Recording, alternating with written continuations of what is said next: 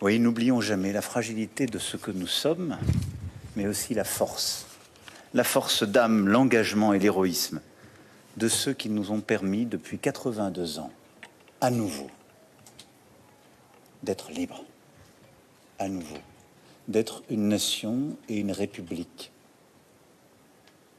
libre et fière. Mais ceci continue de nous inspirer. Et ce souvenir, c'est aussi tirer l'exemple de ces femmes et de ces hommes qui ont agi et savoir aussi reconnaître dans ce qui est aujourd'hui la France contemporaine la même qualité d'âme, parce qu'elle existe. Et je ne suis pas de ces nostalgiques qui pensent que la France d'aujourd'hui ne saurait avoir la même force d'âme d'hier. Non. Et depuis 10 ans, je peux vous dire que j'ai vu ce visage d'une France courageuse. Il est là. Il ne demande qu'à être davantage révélé, reconnu et en inspirer encore davantage.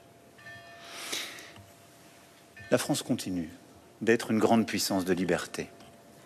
Elle l'est pour le continent européen en ayant pris la tête de cette coalition des volontaires pour l'Ukraine. Elle l'est aussi en étant puissance de paix et d'équilibre au Proche et Moyen-Orient.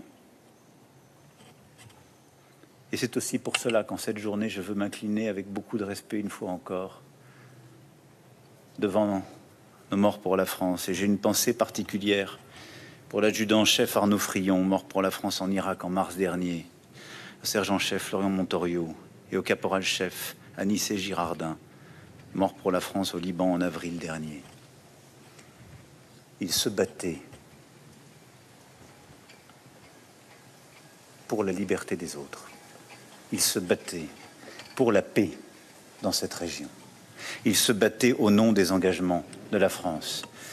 Et je veux ici avoir une pensée reconnaissante pour tous nos morts des derniers mois, pour leurs familles, pour leurs frères d'armes et pour tous nos blessés.